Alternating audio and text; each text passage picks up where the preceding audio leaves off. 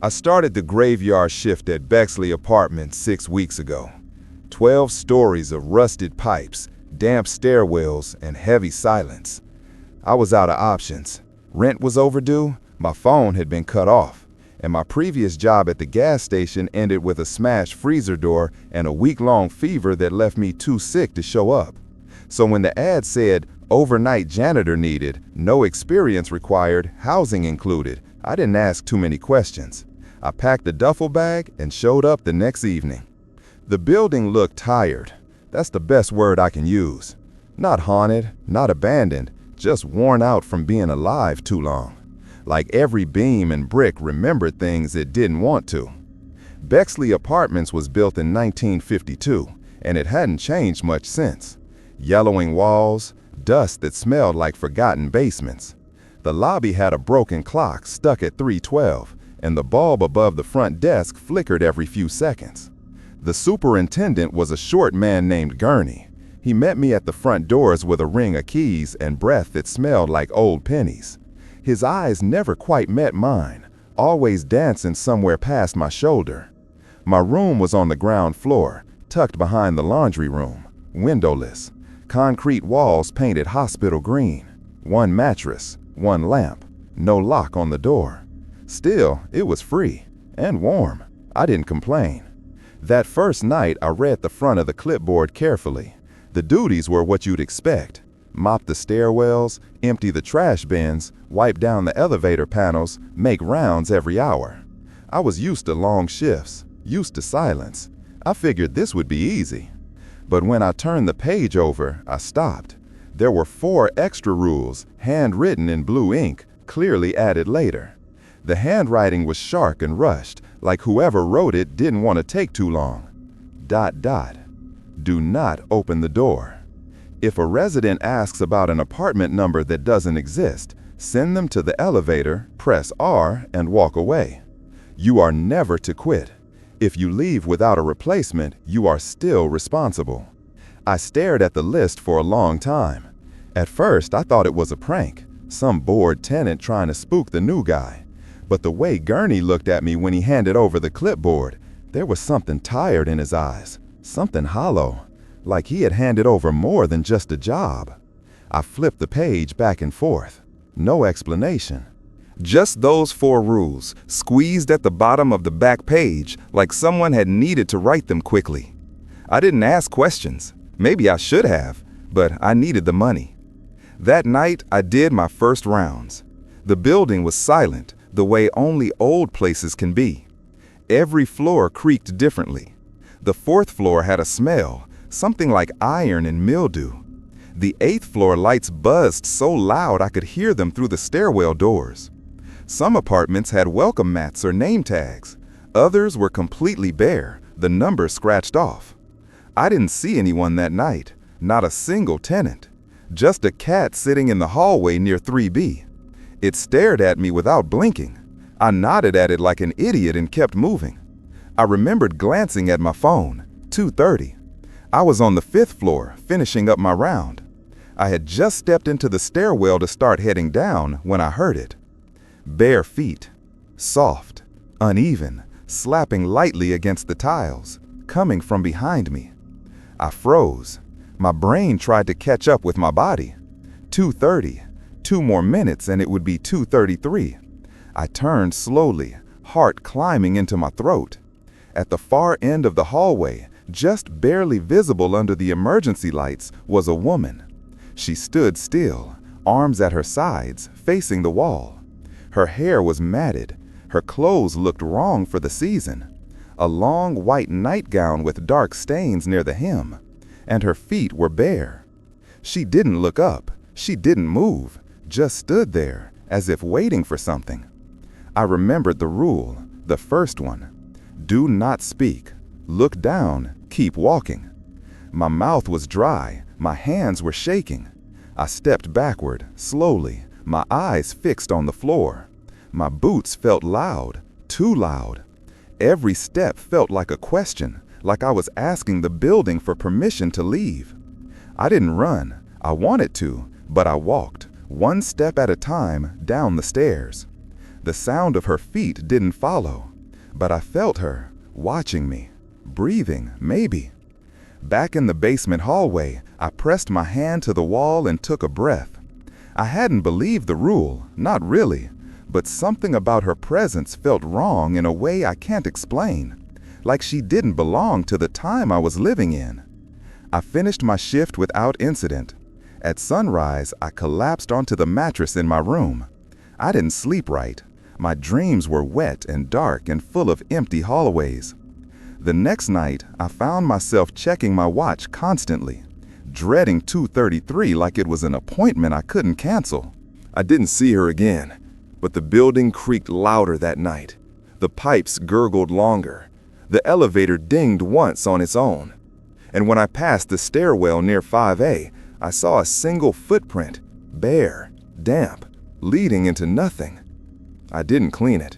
I marked it on the clipboard and wrote the time next to it. I was starting to take the rules seriously. And the deeper I worked into those nights, the more I realized the rules weren't for safety.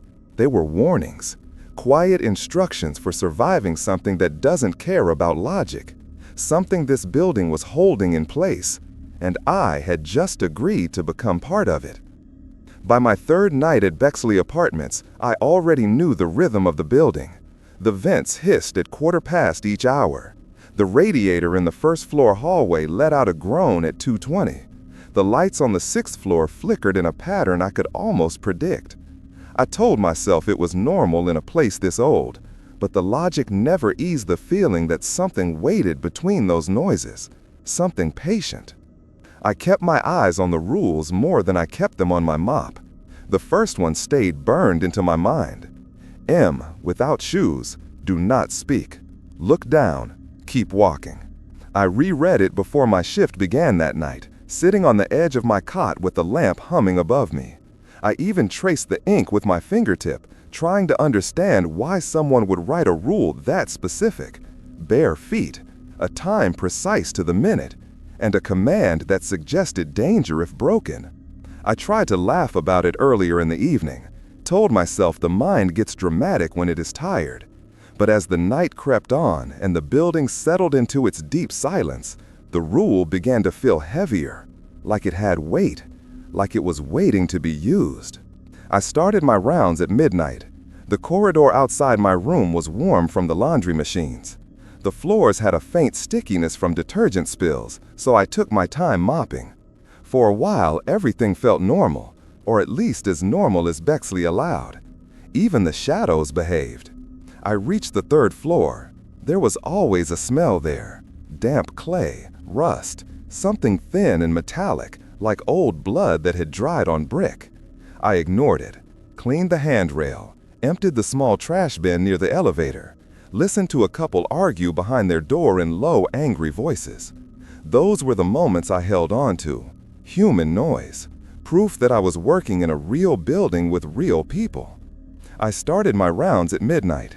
The corridor outside my room was warm from the laundry machines. The floors had a faint stickiness from detergent spills, so I took my time mopping. For a while, everything felt normal, or at least as normal as Bexley allowed.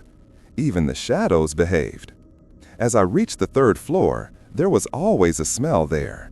Damp clay, rust, something thin and metallic, like old blood that had dried on brick. I ignored it, cleaned the handrail, emptied the small trash bin near the elevator, listened to a couple argue behind their door in low, angry voices. Those were the moments I held on to. Human noise, proof that I was working in a real building with real people. As I checked my watch at the top of the stairwell, a cold pressure settled into my chest. A sense that the building had paused. Not stopped, paused, like it was taking a long breath and waiting for whatever came next. I moved slowly. I did not want to trigger anything, and I did not know what anything meant yet. By 2:30, I reached the trash chute hallway on the north side of the floor. It was narrow and colder than the rest of the building. A soft draft leaked from the chute door even when it was locked. I wiped the tiles carefully, leaning the mop bucket against the wall. My phone buzzed in my pocket. I checked the time. PM. 1 minute. The quiet crept into my bones. The lights hummed above me. The building seemed to lean closer. I stared at the floor and kept mopping, trying to act normal. Then I heard it. A soft dragging sound. Skin against tile. The rule hit me instantly. My heart surged up my throat, begging for breath. I did not turn. I did not lift my eyes. But the sound grew clearer, inching through the hallway behind me. Bare feet. Slow and uneven. My pulse hammered hard enough to shake my arms. I focused on my mock strokes. Forward, back, forward again. My breath came out shallow, controlled only by fear. When I finally risked a glance down the hallway, just within my peripheral vision, I saw her. A woman standing near the trash chute. Long hair hanging over her shoulders. A white nightgown reaching her ankles. And her feet were bare. Bare and bleeding. Thick droplets smeared the tile under her toes. Her stance was wrong, knees bent inward, weight leaning too far to one side, like she had been standing too long or had forgotten how to balance. I kept my eyes down. I remembered the rule word for word. Do not speak, look down, keep walking. Something in me wanted to run, but another part understood I should not move too fast. It felt like she was listening for any change in my behavior, waiting to see if I acknowledged her. I lifted the mop and turned slowly toward the stairwell. My legs trembled so badly I nearly tripped over my own feet. I kept my eyes on the floor, sweeping my vision across the tiles. I made it halfway down the hall before I heard her move. A shift of weight, a thin scrape, then a soft intake of breath behind me. She was turning toward me. Every instinct screamed to look, to check, to confirm I was not imagining the shape behind me. But the rule pressed against my thoughts with a cold certainty. Do not speak, look down. Keep walking. Her voice broke the silence, fragile, strained, almost curious. Sir? Just one word, shaking, wet. My teeth clenched together so hard pain shot up into my jaw. My eyes stayed locked onto my boots. She stepped closer. Her bare skin slapped softly against the floor. I could feel her presence warming the air behind my back. She breathed in shallow, uneven pulls. Something in that breath felt wrong in a way that made the small muscles in my spine twitch. Sir, please. The second plea cracked something in my chest. It sounded human, but not fully, as if the tone was learned rather than felt, like she was repeating a sound she had heard someone else make. I forced myself forward, one step, another, each one trembling. The stairwell door was 10 feet away, then 8, then 5. Her feet dragged again, louder, faster. She was following me. My vision blurred with fear. My fingers were numb. Sweat ran down my back despite the cold. I pushed against the stairwell door with my shoulder, slipped inside, and let it close gently rather than slam shut. I did not want to provoke anything. The moment it latched, the hallway became silent again, heavy and sealed off. I stood on the second step for almost a minute, holding my breath, listening for movement, listening for breathing, listening for any sign that she had followed. There was nothing. When I finally exhaled, my entire body shook. I did not continue my rounds for almost 2 hours. I stayed in the basement, sitting behind the boiler where the heat softened the nausea rising in my throat. My legs felt hollow. My mind kept circling back to the sound of her voice. Sir, please. I tried to convince myself she was a real tenant, someone sleepwalking, someone confused, someone injured and barefoot because of shock. But my brain kept replaying 2 details I could not explain. Her feet were bleeding, as if she had been walking for hours. And yet, the trail of footprints had started right beside the trash chute, as if she had appeared there. And her voice. That was the worst part. It felt like something wearing a human voice rather than owning one. When my shift ended at sunrise, I went back to my room and rewrote the first rule on a piece of paper. If they have no shoes, do not acknowledge them. I placed it next to my bed. For the first time since starting the job, I wondered if I had made a mistake coming here. And I knew, with a growing certainty that sat deep in my bones, that Bexley Apartments was hiding something older and stranger than its cracked walls and flickering lights could ever reveal. The 5th floor of Bexley Apartments always felt colder than the rest, not in temperature exactly, more in presence, like the air itself didn't want to move. By the end of my first week, I started to dread my rounds there, not because of what I'd seen, but because of who I hadn't. He wasn't there the first few nights. Not when I mopped the scuffed tiles, not when I wiped down the elevator doors or emptied the bin near the fire extinguisher. Then, I saw him. At first, I thought he was a shadow. I had just rounded the far corner near the storage closet, pushing my bucket beside me, when I noticed a figure at the end of the hallway, past the last bulb, standing just beyond the light. Still, waiting. He wore a long, dark wool coat, heavy fabric that brushed the tops of his worn shoes. His hands were tucked into his pockets, and his shoulders hunched slightly forward like he was trying to disappear into himself. His face was pale and distant, like old paper left in a drawer. I stopped mopping and nodded. He didn't nod back. He didn't move, didn't blink. I waited, awkwardly, then returned to my work, keeping one eye on him. When I finished cleaning the baseboards near the stairwell, I looked back. He was gone. I checked the stairwell, empty. Elevator hadn't moved. No doors had opened or closed. The hallway was silent, same as always. I wrote it off as a resident, an insomniac maybe, a man with something heavy on his mind. But the next night, he was there again. Same time, same place, same coat. No movement. No words. His eyes always found mine, not quickly, not like he was alert, but slowly, like his head turned at the exact speed needed to meet my gaze as I approached. It began to feel like a pattern, a ritual almost. By the 10th night, I expected him. I'd walk the 5th floor with tight shoulders, waiting for the moment he would appear in the hallway ahead. Every night, he stood at the edge of my mop's reach. Never farther, never closer, like he knew the limits of my movement. His silence wasn't passive, it was pointed, meant to be noticed, to be endured. And yet, he never stepped forward, never asked for help, never even blinked. It became too strange to ignore, so I brought it up. I caught Gurney in the laundry room around sunset, crouched by one of the dryers with a wrench in his hand and sweat already darkening his collar. I asked him casually, like I wasn't sure it mattered. "Hey, do we have a guy on 5? Older, thin?" Gurney didn't look up. I hesitated. "He's there every night." Now Gurney looked at me, just for a moment. His mouth tightened. "We don't have a resident like that," he said. I laughed, just a little.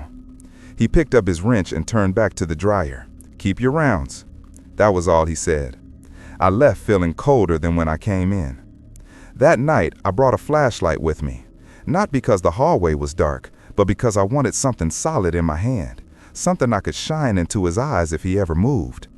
The 5th floor lights were buzzing louder than usual. When I turned the corner, he was already there, as if he had never left or had never moved at all. I paused. He stood still, staring at me. I stepped forward slowly, gripping the flashlight. He didn't react, just stood, waiting. When I reached the halfway point of the hall, I lifted the light and aimed it toward him. My hand was shaking, but I kept it steady enough. The beam hit his chest, lit up the buttons on his coat. The fabric was old, lined with lint and dust. A patch near the collar had unraveled. His shoes were dull and scuffed. But his face, his skin reflected too much. Not wet, not shiny, just blank, like light didn't settle on it right. And his eyes, They didn't respond to the light at all. No squint, no shift, nothing. No answer. I waited. 5 seconds, 10. Then the light flickered. Only for a moment, a single pulse. But when it returned, he was gone, vanished. Not even a footstep. The hallway was empty. My ears rang with silence. I checked every door, every stairwell, every room he could have stepped into. Nothing. It was as if he'd been erased. I started writing down the times I saw him, always between 2:50 and 3:15, always near the same stretch of tile, always at the edge of my mop's reach. That detail stuck with me. It never changed. He never crossed the line. I didn't know if it was superstition, but I started mopping that hallway faster, trying to finish before he arrived. I kept my head down, avoided eye contact. But sometimes I felt him watching, not with curiosity, not with anger, with expectation, as if he was waiting for something to happen, some rule to be broken, some step to be missed. And I began to wonder if that was his purpose, not to harm, just to watch and wait. Every building has eyes, but Bexley had its own kind of gaze, a patient one, a gaze that watched from between flickering lights and behind stairwell doors. He was part of that gaze. He didn't need to move. He only needed to be seen. And once you saw him, once you noticed him, he belonged to you. Or maybe you belonged to him. The mail room was tucked behind a warped wooden door on the first floor next to the boiler closet. It smelled like old metal and ink, with a faint scent of dust that never went away. The hallway leading to it always felt a little colder, even when the rest of the building was choking in radiator heat. Gurney gave me the key on my second night. It was the only one on the ring that had a blue plastic tag. He said, "Don't touch the mail, just count the boxes." Exactly. Log the number. I asked him why. He looked at me like I'd asked about the weather on another planet. "It's not your job to ask why," he said. I took it as another weird ritual, another part of the building's strange heartbeat. Every night at 3:17, I stopped whatever I was doing, made my way down the cold hallway, and opened the mailroom. Inside, the lights buzzed low and yellow. The room was narrow, with concrete walls and a single fluorescent strip overhead. The mailbox grid set against the far wall, small metal doors stacked in rows like a filing cabinet cut into the wall. 89. Always. That first week, I counted them out loud. 7 rows across, 13 columns down, 1 space at the bottom left marked out of order with masking tape. 89. I logged it into the small green notebook tucked in the drawer next to the door. Same number, same routine. By the 4th week, I stopped thinking about it. My hands moved on their own. Unlock the door, count the slots, log the number, lock the door, move on. It became automatic, until the night it changed. It was sometime during my 5th week. I was tired. My legs ached. I'd seen the man in the coat again on the 5th floor, and he'd lingered longer than usual. I was already on edge. So when my watch ticked over to 3:17, I was eager for something predictable. I walked to the mailroom and unlocked the door. The moment it swung open, I felt something wrong in the air. It was subtle, not a smell, not a sound, just pressure. Like the room was too full, like the space had shifted a little tighter than it should have been. I stepped inside and looked at the wall of boxes. At first, nothing seemed different. But as I started counting, my eyes caught something strange on the top right corner. There was a new box. It sat where no box had ever been. Slightly darker metal, its corners sharper. The number plaque hadn't been engraved yet, just a paper label taped over the front, written in black marker. L. Delaware. I stopped counting. I went back to the beginning, counted slower this time, row by row, and I reached 90. 90 boxes. I blinked, counted again, same number. I stared at the new box for a long time. The handwriting on the label looked rushed, all uppercase, uneven, as if whoever had written it didn't want to be there long. The lock on it looked newer than the others, less worn. The metal had no scratches, no smudges, no fingerprints. I didn't touch it. I backed away and opened the drawer, pulled out the green notebook. I flipped through the previous entries. Each one was written in the same hand, neat, precise, dated carefully. M. Count 89. Dozens of entries, dozens of confirmations, then mine. M. Count 90. My hand shook as I wrote it. The pen dragged slightly against the paper. I stared at the number for a long time, unsure if I'd made a mistake. I wanted to cross it out, pretend it hadn't happened. But the box was still there. I locked the mailroom behind me and went back to my quarters. I sat on the edge of my bed until dawn, ears tuned to the silence outside. I thought about the name, L. Delaware. It meant nothing to me. I checked the tenant registry in the office the next morning. It was a thick binder with laminated pages. I flipped through every floor, every unit. No L. Delaware, no Delaware at all. I asked Gurney, careful not to sound alarmed. He paused, just for a second, like a breath caught in his throat. "No, it doesn't," he said flatly. I stared at him. "I counted them. There's a new one, top right corner." He didn't move. "I locked it," I added. He wiped his hands on his pants and looked away. He nodded. Gurney turned back to the hallway. He didn't say anything else. I wanted to forget about it. I really did. But something about that new box lingered in my mind. Like it had been inserted into a space that didn't have room for it. Like the building had grown a new limb. And what disturbed me most was the feeling I got while standing in front of it. The sense that it was aware of me, that it had been waiting. That it knew my name, even if I didn't know its. I never opened it, not even once. But some nights, when I pass the hallway outside the mailroom, I swear I hear something behind the door. A faint click, the sound of a latch sliding open, and then closing again, like something checking if the door still works. And if I ever lose track of time, if I forget to count at exactly 3:17, I wonder if that box will notice.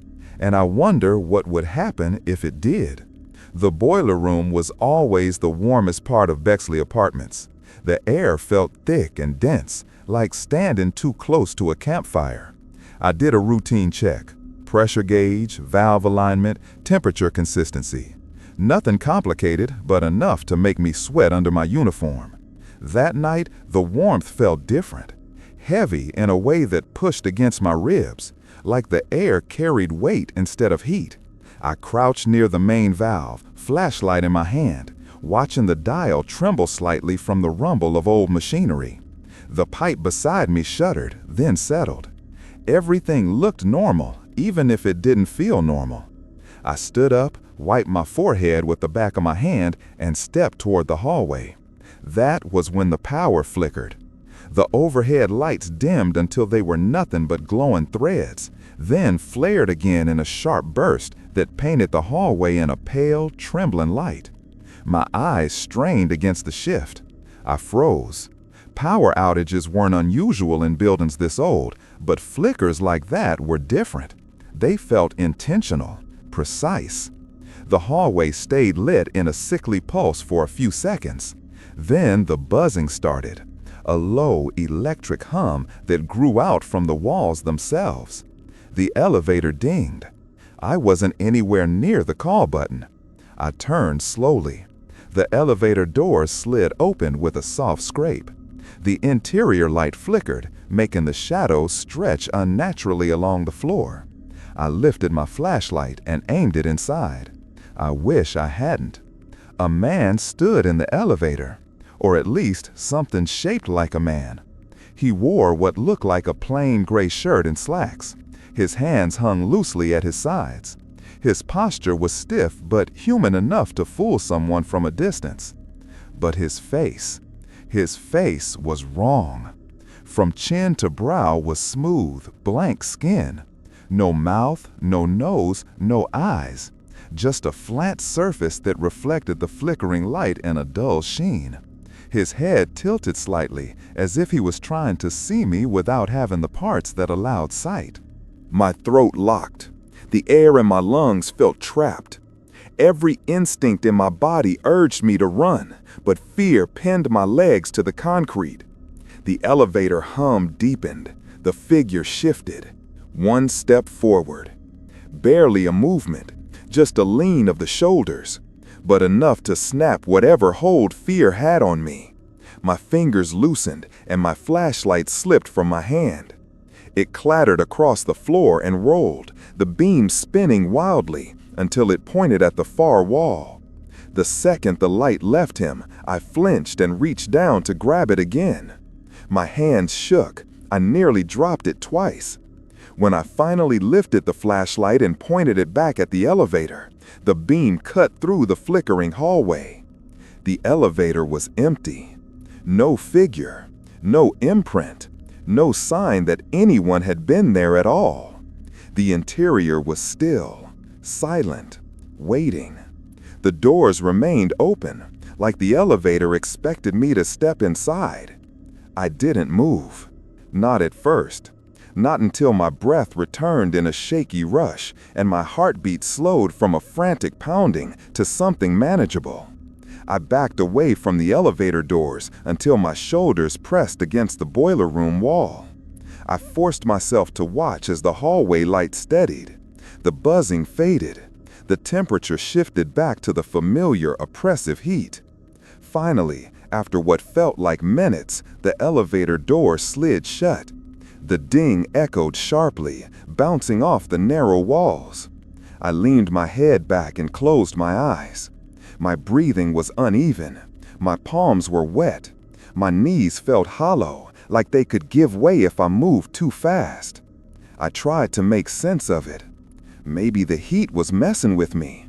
Maybe exhaustion was catching up to me. Maybe I had imagined the blank face, the empty skin, the way he leaned forward like he was trying to understand what I was. But deep down, I knew I hadn't imagined anything.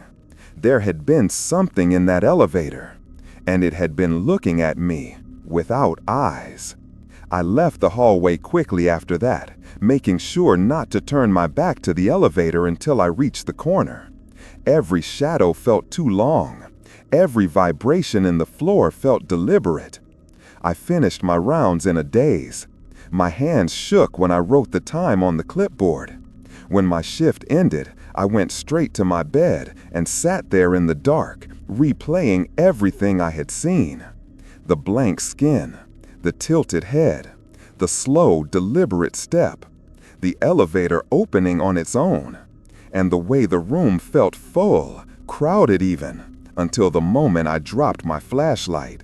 That detail ate at me, because it felt like whatever stood inside the elevator only vanished when my attention broke, as if my gaze had been the only thing anchoring it in place, like it existed only while being watched. The next night, when I passed the boiler hallway again, I avoided looking directly at the elevator. My body tensed as I walked past it, waiting for a ding that didn't come. But I felt something as I moved by. A shift in the air, a pressure change, like someone inside the elevator was holding their breath, waiting for mine. The laundry room sat just 2 doors down from my sleeping quarters. A squat concrete space with a cracked linoleum floor, water stains along the ceiling, and 6 ancient machines that sounded like they were grinding bones instead of washing clothes. No one ever used them when I was around. I think that bothered me more than anything. In a building with over 80 residents, I never once saw someone do their laundry. And yet the machines would run, on their own, usually after midnight. Sometimes one at a time, sometimes all of them. I'd walk past the open door during my rounds and see clothes tumbling inside, the drum spinning slow and steady, like it was waiting for me to notice. Steam would roll up from the lids. The air inside hung thick with detergent and humidity, but no footsteps ever came before or after. No dryers opened, no clothes were taken out. It was as if the machines were being fed by the building itself. The fourth week, I stopped checking the schedule and just started logging the sounds. Water leaking near drain. Nothing ever matched up. There was no pattern, no logic. The machines had their own rhythm, separate from the rest of the building. But the night I heard the weeping, I knew something had changed. It was just after 2:30. I had finished mopping the stairwells and was walking back toward my room to grab my second set of gloves. As I passed the laundry room, I paused. The machines weren't running. That in itself was strange. It was the quiet that made me stop. The kind of quiet you only notice after it replaces something louder, a missing presence, an absence. Then, beneath that silence came the sound.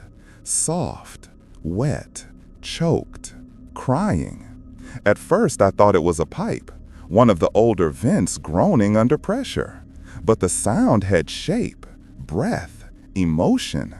It was weeping, a low, broken sob that came in waves, as if someone was trying not to be heard and failing. I stepped into the room, flashlight raised. Nothing moved. No machines were on. The air was still and humid, and the floor felt warm under my boots. The sound was coming from behind the dryers. There was a narrow gap there, about 2 feet wide, just enough for wires and pipes to run behind the stacked machines. I had never looked behind them before. I approached slowly. The sobbing grew louder, not urgent, but hollow, empty, like the person crying had forgotten why they started. I crouched, lowered the flashlight, and aimed it between the wall and the machines. There was nothing, just dust, rusted pipe, a few lint clumps. The light didn't even catch a glimpse of movement. But the crying was louder now. It wasn't echoing. It was focused, centered directly behind the machines, like someone pressed their mouth against the wall and wept into the concrete. I took one step back. The air shifted. A warm gust blew against my ankles. It smelled like mold and something sour. The wall behind the machines made a noise, not cracking, not creaking, something closer to shifting flesh, a slow, rubbery groan. And then the floor changed. It pressed upward under my feet, just slightly, like the concrete was swelling, expanding, breathing. My knees buckled, and I stumbled backward into the doorway, heart hammering against my ribs. The crying stopped instantly. The silence that followed was worse. It felt expectant, like the room was holding its breath now. I didn't check again. I didn't search behind the machines. I backed into the hallway, shut the laundry room door, and leaned against the opposite wall until my hands stopped shaking. That night, I wrote nothing in the log. Not because I forgot, because I didn't want it recorded. I didn't want to give it permanence. When I told Gurney the next day, his only response was a glance toward the hallway. That was it. No questions, no instructions, no concern. Like he already knew what lived back there. I started timing my rounds to avoid the laundry room altogether. I left the machines running when I heard them. I didn't report the water leaks. I didn't investigate the soft thumps that sometimes came from the walls. I ignored it. But that didn't stop it from noticing me. 3 nights later, I passed by at 2:45. The hallway was quiet, the door closed, the machine silent. And as I walked past, I heard it again. Not crying this time, whispering. My name. Not shouted, not spoken. Just said. Calm, familiar, too familiar. I didn't stop. I didn't look back. And I haven't gone near that door since. Because now I understand something I didn't before. That sound in the wall wasn't asking for help. It wasn't trapped. It was watching, listening, learning the shape of my footsteps. And the next time I check behind the dryers, I don't think it will let me leave. The boiler room had become something like a sanctuary for me. As strange as it sounds, I felt safer near the roaring metal and burning heat than anywhere else in Bexley. The noise drowned out the whispers. The steam masked the colder drafts that moved through the stairwells. Down there, it was easier to believe the rules were just old nonsense. But one night, that illusion broke. It started with something simple. I lost my keys. The master ring. 21 keys in total. Everything from mailroom access to emergency overrides. I'd had them clipped to my belt since the first day. Never took them off. Never dropped them. Until I did. I'd just finished logging a boiler pressure check when I noticed the ring was gone. 1 second it was there. The next, my hand was grazing an empty loop. I retraced every step from the last 30 minutes. Checked the floor, the benches, the log sheet, even the drain covers. Nothing. Panic hit fast. I remembered Gurney's voice the day he handed them over. Don't lose them. At the time, I thought he was exaggerating or just being dramatic. But now, standing alone in the belly of the building with no way to lock doors or access the electrical room, I felt the full weight of what that warning might have meant. There was only one place I hadn't checked: the far corner of the boiler room. Past the broken shelves and stacks of replacement valves. Behind a wall of old filing cabinets was a rusted steel door with a faded label bolted to the top.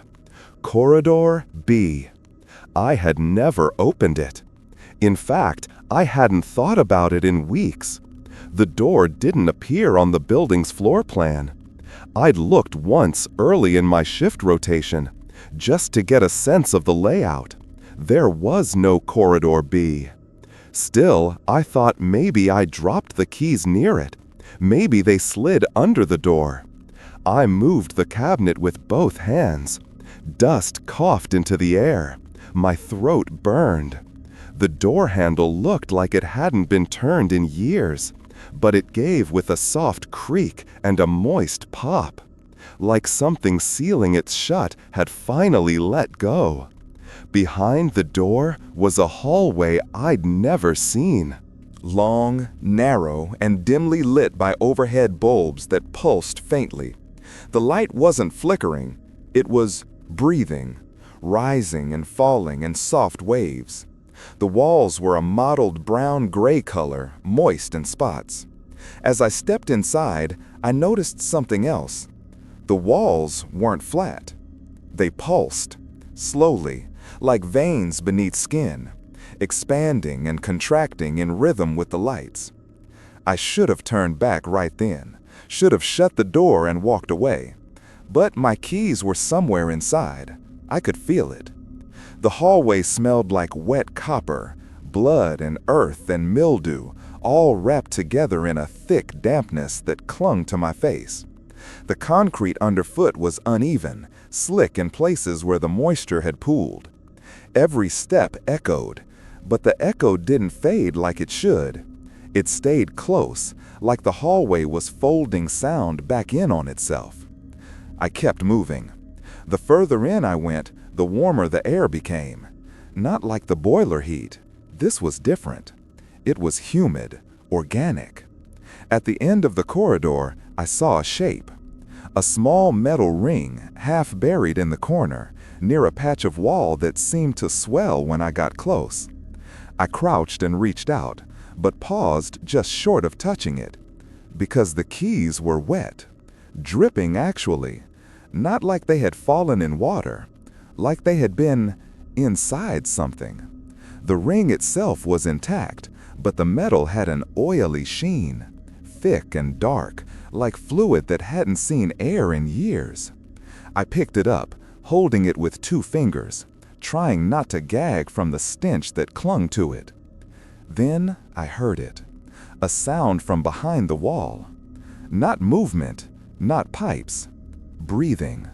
Long, slow inhalations, wet and close, like lungs the size of a room filling with air behind a paper-thin wall. I stumbled backward, keys in hand, flashlight beam bouncing wildly along the pulsing surface.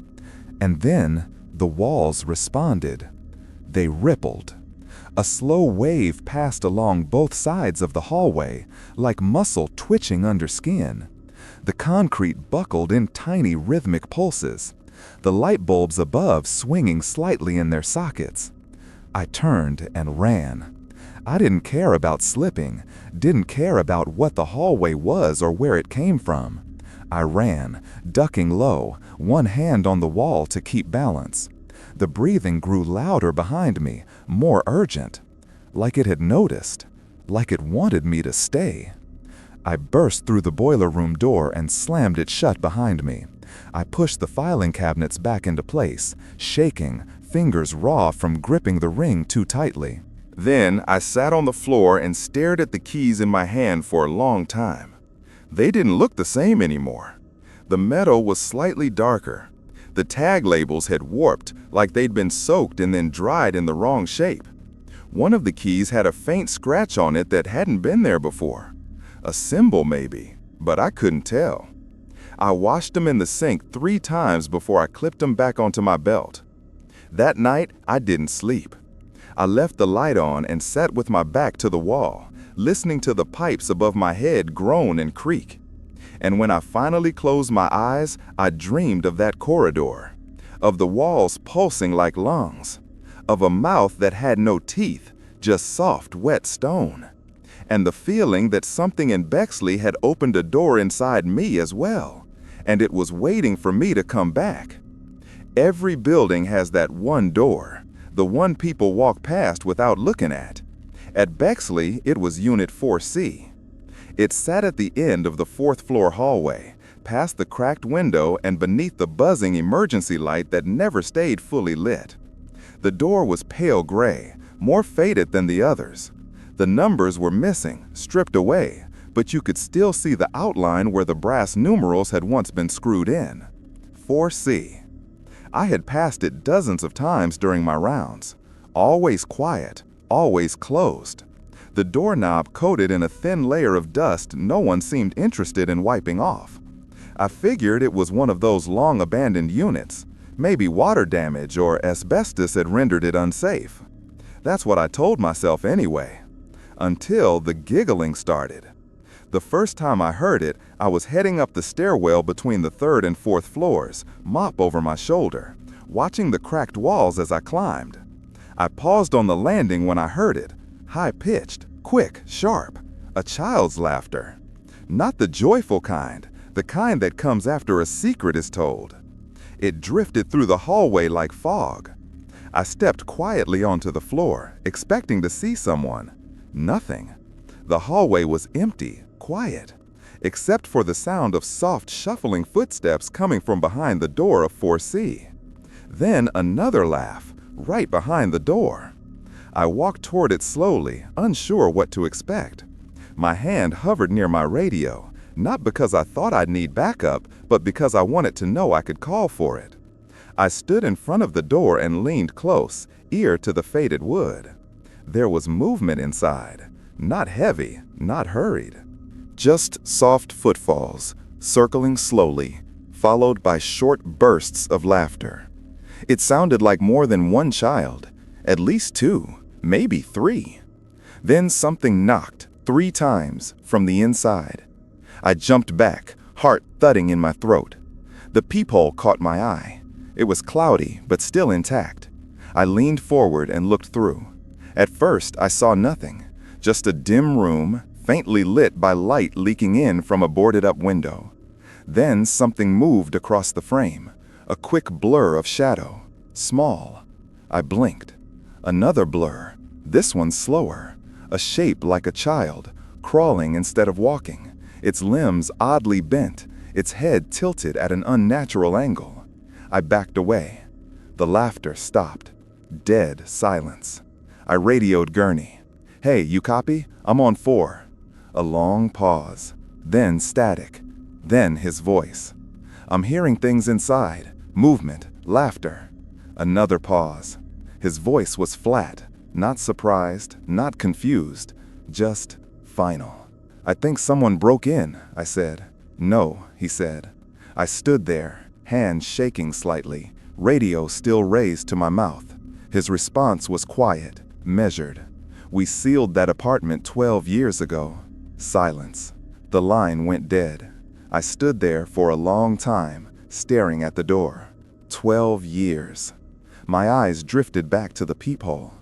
Part of me wanted to look again, to confirm what I had seen, but I didn't. I finished my rounds on that floor quickly, avoiding the last 20 feet of hallway. Every step I took away from 4C felt like I was walking out of some animal's open mouth. Later that night, I tried to shake it off. Maybe it was old recordings leaking through the vents. Maybe the apartment was never truly sealed. Maybe some kids had found a way in and were squatting there, playing tricks. But the next night, the hallway was colder. I could see my breath by the time I reached the 4th floor. The emergency light above 4C buzzed with a low whine that burrowed into the base of my skull. The door was ajar. Just barely. Half an inch, if that. Enough for darkness to leak out. I froze halfway down the hallway, staring at the sliver of open space. A draft rolled out from the room, smelling like wet cloth and old plastic toys left in the sun too long. My radio crackled. Gurney again. He hadn't said his name. He didn't need to. The way his voice sounded, like he was already bracing for what I might do, told me everything. Gurney asked. "I know where you are," he said. "We all do." I looked back at the door. The gap hadn't changed, but something inside had. The air felt thicker. Pressure shifted against my skin, like the hallway was tilting slightly toward the door. And then, from the darkness inside, came a single voice. It didn't belong to a child. It sounded like one, but it didn't belong to one. Then the door closed, slowly, without a sound. I left the hallway. I didn't finish my rounds that night. I didn't sleep either. I just sat in my room, the radio beside me, turned low in case Gurney called again. I listened to the building groan and breathe and settle. And every so often, between the pipes and the creaks, I thought I heard laughter. Faint, muffled, coming from the vents. There are rules in every job. Most of them make sense. Wash your hands. Don't forget to log hours. Keep the fire exits clear. But the rules at Bexley, they don't explain themselves. They just tell you what not to do. Rule number 2 had always been the one I laughed off the most, at first. No one is there. That sentence lived at the bottom of the clipboard checklist, scribbled in the same faded blue ink as the others. The janitor closet was right across from my room, a narrow space with shelves of old cleaning supplies, rusted tools, and a water-stained mop sink that barely drained. I kept it locked, always. And for weeks, nothing happened. No knocks, no sounds, nothing strange beyond what had already become normal. Until week 3. It was a Tuesday, I think. I had just finished my midnight round and returned to my room. I remember clearly because I was still peeling off my gloves when I checked my watch. I sat down on the edge of my mattress, drank the last of my lukewarm coffee, and let the hum of the building fill the silence. Then, exactly at 1 o'clock, it started. Knock, knock, knock. Sharp, steady, right behind the wall, directly from the door of the janitor closet. My entire body went still. I didn't even breathe. The knocks were loud, but not aggressive. They sounded polite, like someone trying not to wake anyone else. The kind of knock you'd give when asking to borrow sugar. Then, silence. I waited, heart starting to thump louder in my chest. Knock, knock, knock, knock, knock, knock, knock, Knock. 7 this time, even more evenly spaced than the first. And then, nothing. The hallway outside went dead quiet. No pipes, no creaks.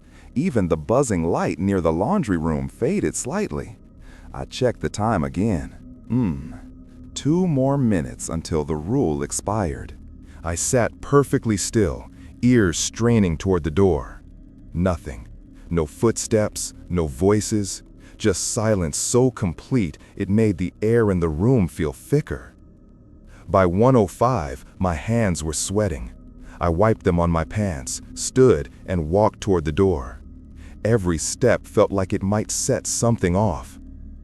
At exactly 1:06, I opened the door. The hallway was empty. No one in sight. But the air smelled wrong. Rotten, like old meat left too long in the heat. A sour, bloated scent that hit the back of my throat and made my stomach lurch. I stepped across the hall and unlocked the janitor closet. Still empty. Nothing moved. No disturbed shelves. No tools out of place. But the smell lingered here too, heavier inside.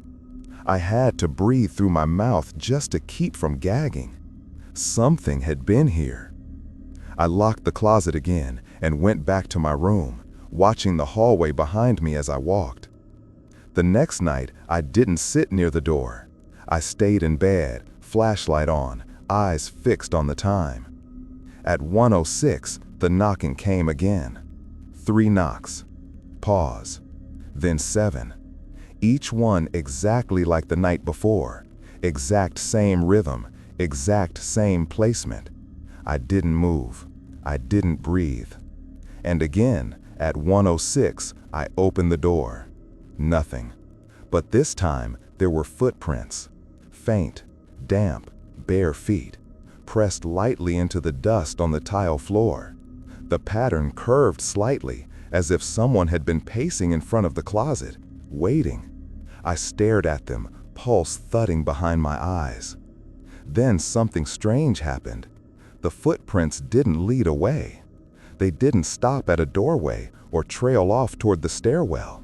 They ended abruptly, like whoever made them had vanished, evaporated into the hallway air. That night, I dreamed of tapping sounds, not just knocks, fingertips brushing against wood, over and over, tracing the shape of a doorframe again and again in the dark. I stopped opening the closet after that. At least, not until after 1:06.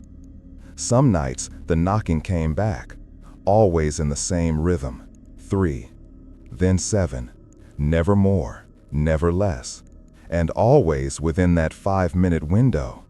I started keeping a folded towel pressed under my door, not for security, just to keep the smell from getting in. But the smell came anyway, seeping up through the vents, thick and warm and wet. I asked Gurney once, half serious, half joking, what would happen if I opened the door too soon? He didn't answer. I asked. He shut the folder. The rules aren't warnings. I never brought it up again. But the words stuck with me. Boundaries for staying in your own reality. Like this building wasn't fully anchored to one. Like something else kept trying to cross over.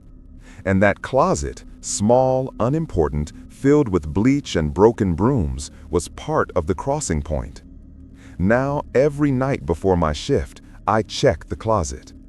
Only after unlocking it myself. And I never, ever respond to the knocking. Because now I believe Gurney. The knocks aren't a greeting. They're a test. They're asking a question. And the moment I answer, even with a whisper, I'm not just breaking the rules. I'm opening a door I won't be able to close. The second floor had never bothered me before. It was one of the quieter levels. Most of the tenants on that floor worked night shifts or kept to themselves. The hallway smelled faintly of lemon cleaner, and the lights, for once, didn't flicker as often. I usually moved through it quickly, grateful for the stability it offered compared to the upper floors. But the night I saw him, That entire memory of safety collapsed in seconds. I remember because I had just finished the boiler check early and decided to move ahead on my rounds. My flashlight was low on battery, so the beam felt thinner than usual, barely cutting through the dim hallways. I figured I would charge it once I got back to my room. I stepped onto the second-floor landing, and the air changed. Not colder, not warmer, just wrong. Heavy in a way that felt like pressure inside my ears. A faint vibration under the tiles, as if someone was dragging their hand along the underside of the floor. I ignored it at first. I walked down the hallway, passing 2A, 2B, 2C. Then I stopped, because at the end of the hallway, where there should have been a blank stretch of wall, there was a door marked 2D. I stared at it, confused. I'd memorized every unit in the building.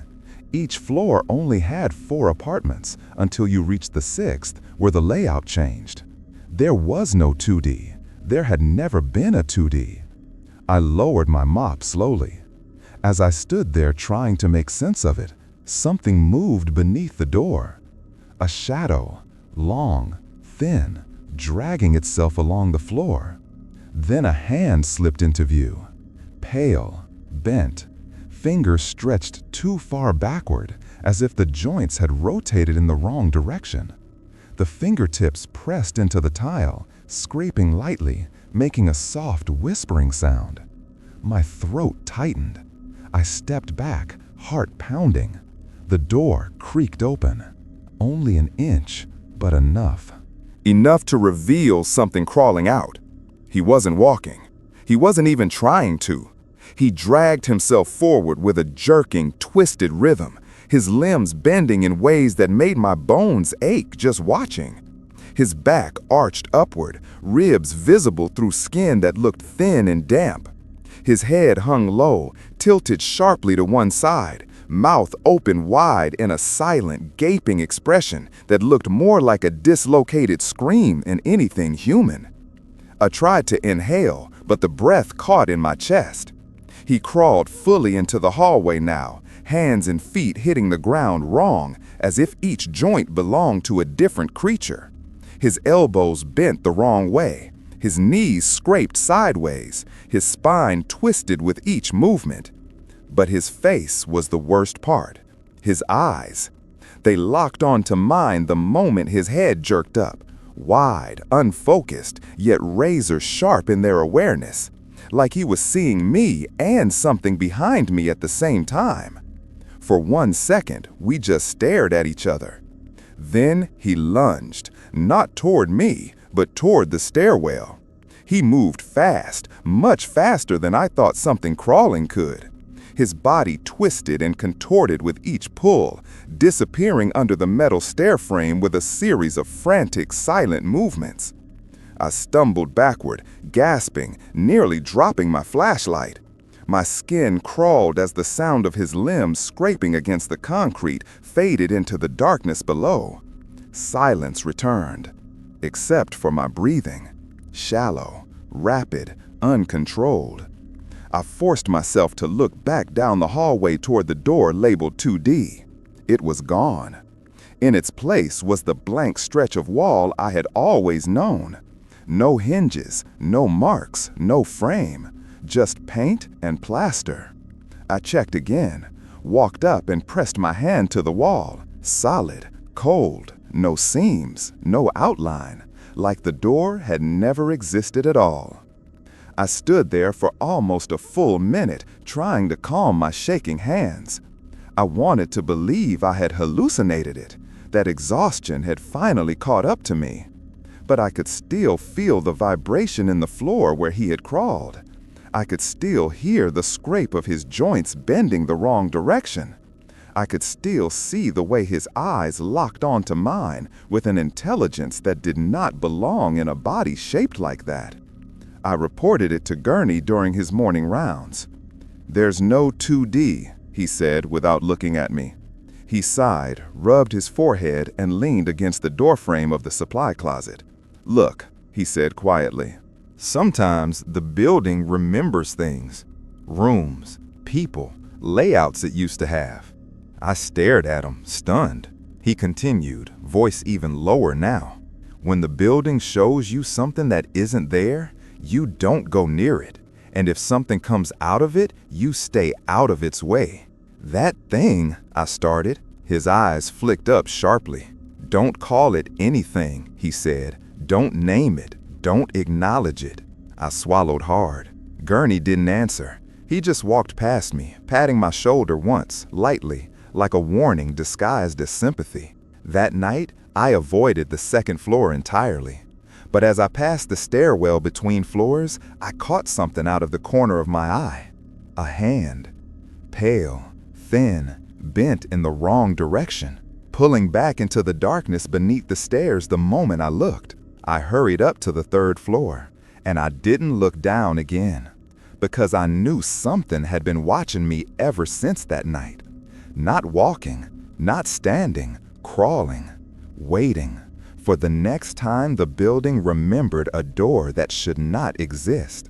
After weeks of obeying the rules, I needed answers. I don't know what finally pushed me over the edge. Maybe it was the figure under the stairwell, or the childlike voice whispering through the vents, or maybe it was just the building itself, so old, so alive in the wrong places, that began to press in around me. Whatever it was, I found myself back in the front office one morning, long after my shift had ended. The sun had started to rise, casting weak light through the dusty blinds, but the office still felt cold.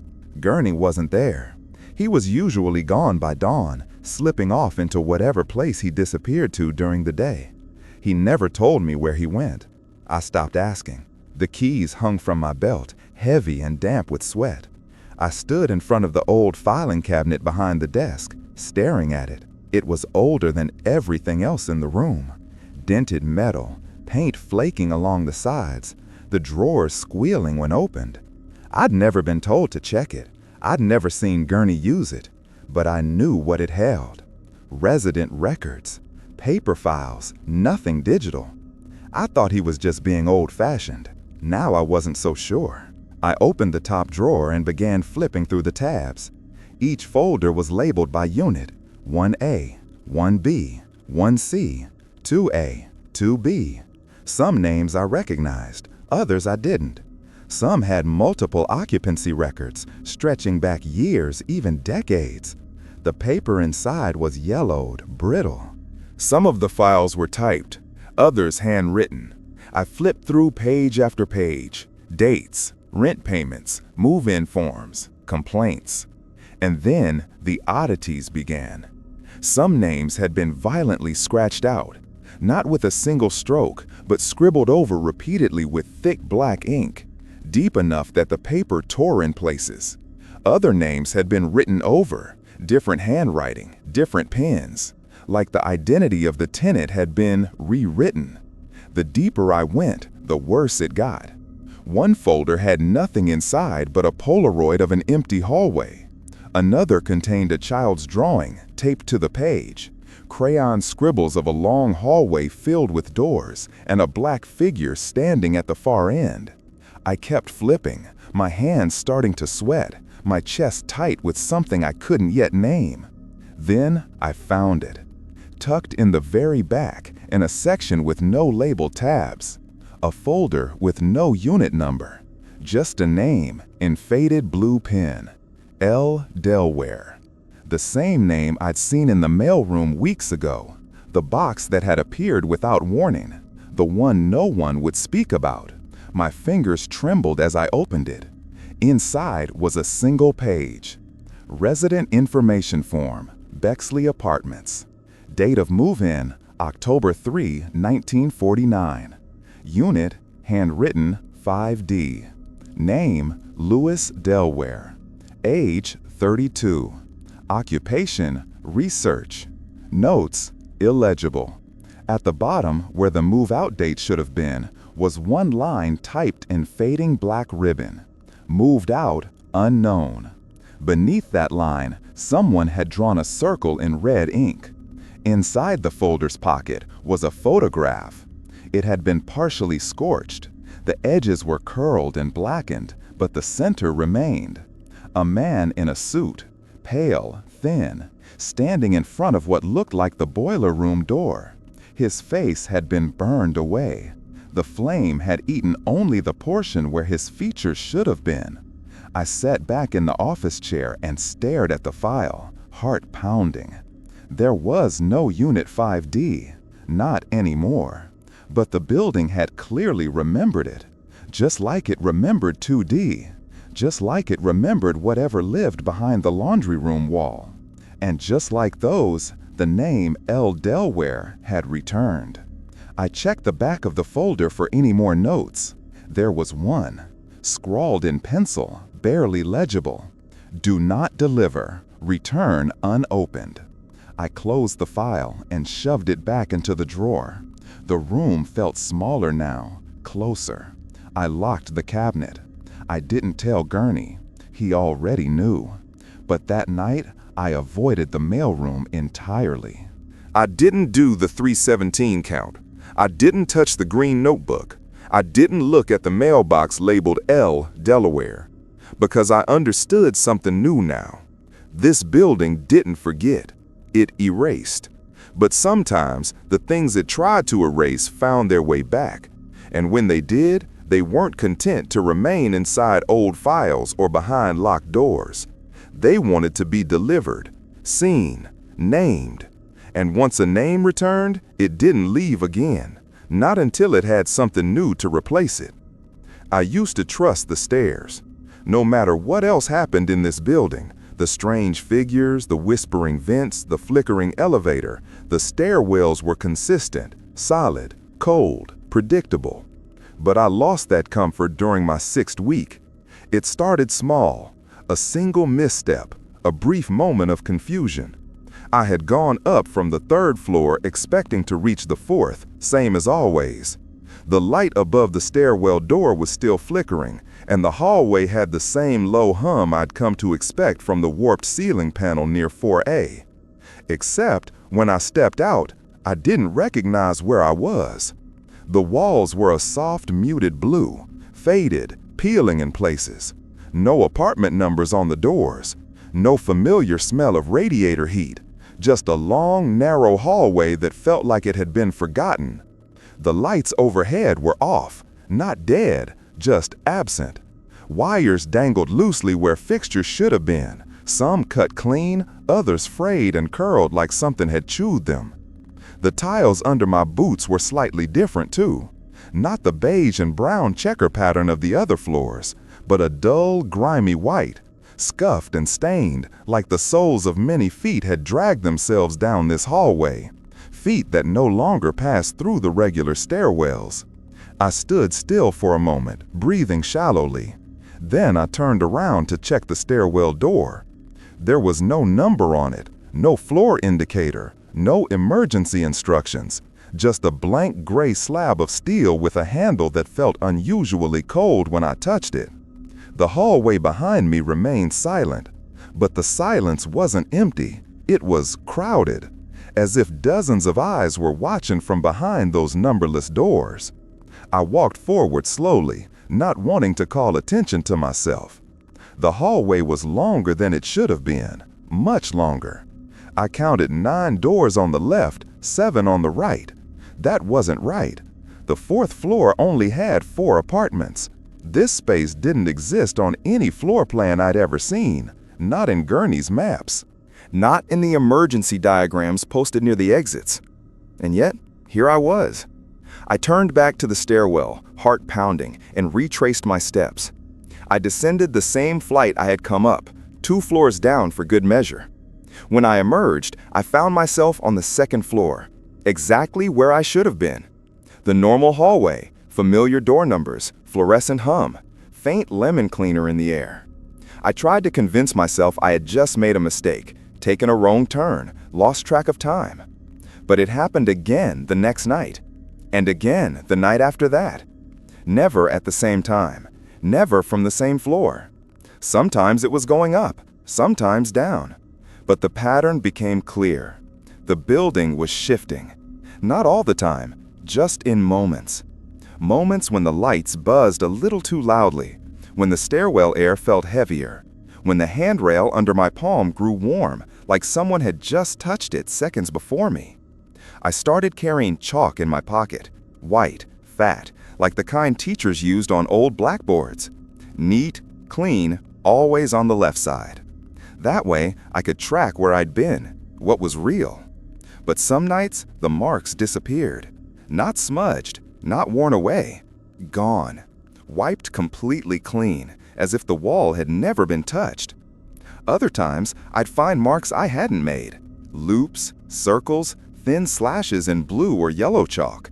Some drawn higher than I could reach without standing on my toes. One night, I found a set of symbols etched in chalk at eye level. Not letters, not numbers. Just three shapes: a square, a vertical line, and what looked like a spiral curling inward. They were drawn on the inside of a stairwell I used every night. I didn't write them, but someone had. I asked Gurney about the shifting floors. He didn't even flinch. "They don't want to hurt you," he said. I asked. I stared at him. "No," he agreed. That was the end of the conversation. After that, I became more cautious. I only used certain stairwells. I walked slower, always paying attention to the number of steps between floors. I learned to count the seconds between the landings. I memorized the spacing of light fixtures overhead, the tiny chip in the tile on floor 5, the crack near the third floor fire extinguisher. Anything to keep myself grounded. But some nights, none of it mattered. Some nights, I'd walk up one flight of stairs and find myself staring into an unfamiliar hallway, bathed in dim red light, with carpet instead of tile, with narrow doors that had no handles, with a faint sound behind the walls that felt like whispering in a language I didn't recognize. I never stayed long. I never opened any of the doors, and I never brought anything out with me. Because the more this building changed around me, the more I understood what the rules were truly about. They weren't warnings. They were anchors. The only things keeping me tethered to whatever was left of the real Bexley Apartments, and whatever was shifting beneath it. It didn't want rules. It wanted to be known. The longer you work in a place like Bexley, the more you stop reacting to strange things with surprise. You stop asking questions. You stop looking too long at things that shouldn't be there. You start to recognize the moments when something isn't real, at least not in the way everything else is. But when rule number 3 came into play, it still caught me off guard. If someone asks for directions to an apartment that doesn't exist, send them to the elevator. Close the door. That rule had been the most confusing when I first read the list. I even remember laughing out loud.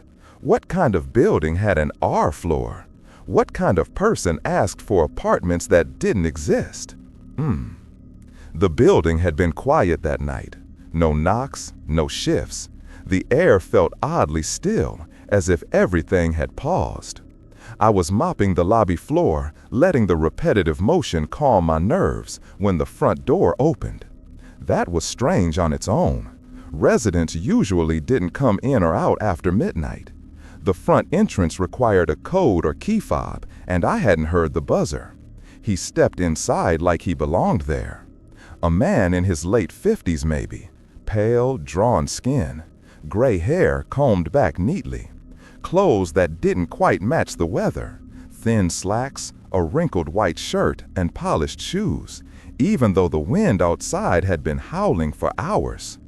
He looked around the lobby slowly, then settled his eyes on me. There was something wrong with them. Too wide, too glassy, as if he had been staring at something for too long and hadn't yet blinked it away. "Excuse me," he said, voice soft, pleasant. I stopped mopping. My breath caught. My fingers tightened around the handle. "Unit 13G, he said again.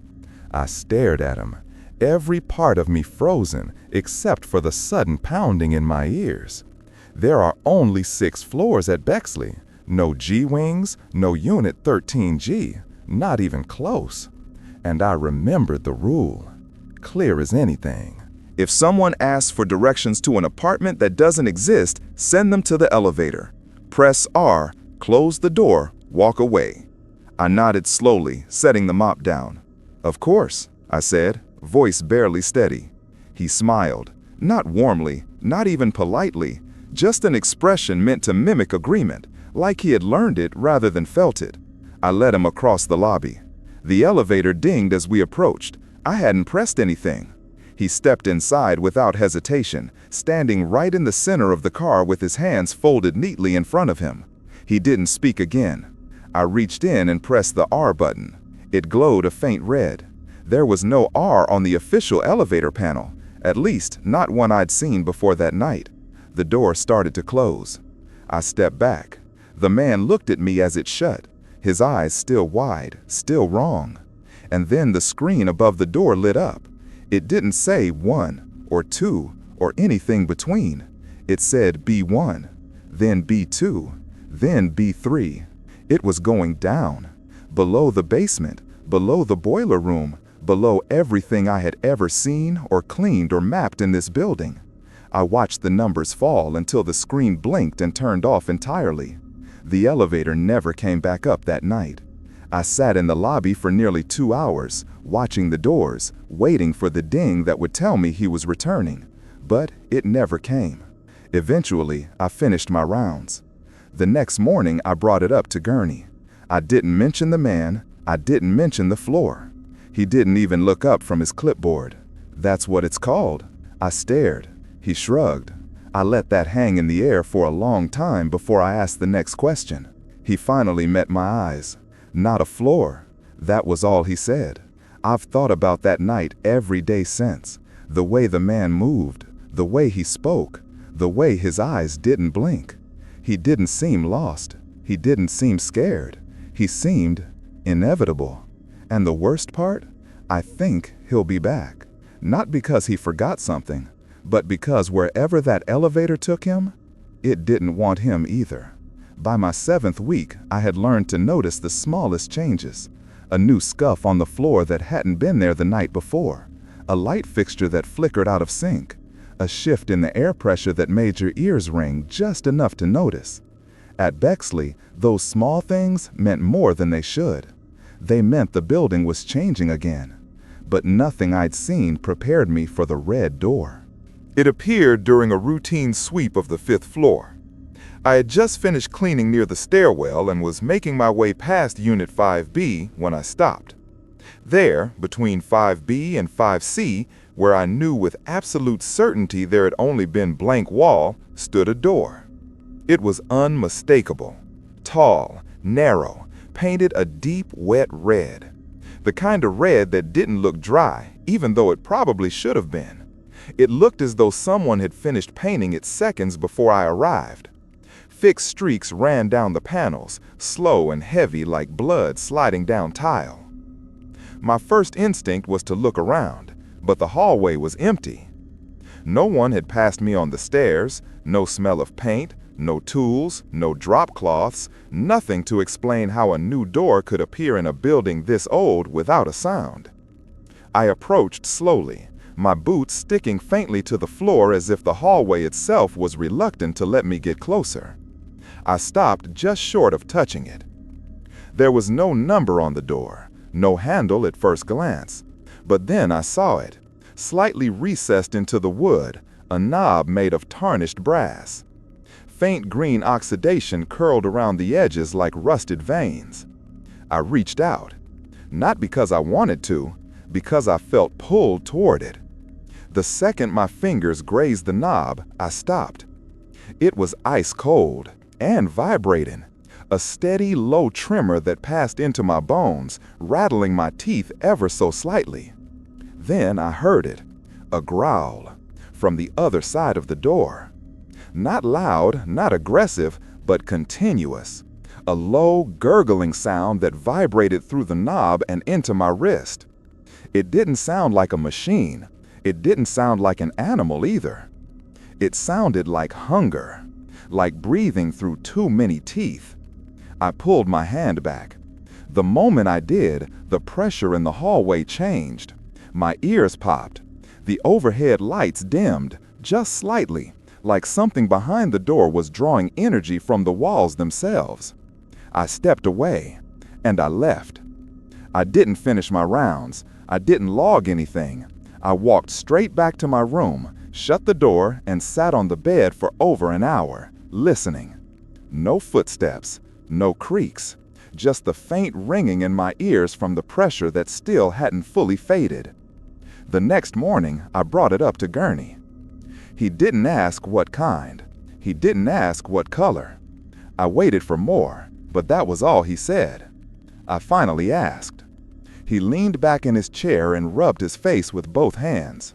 Sometimes the building tries to fix something it never built right, he said.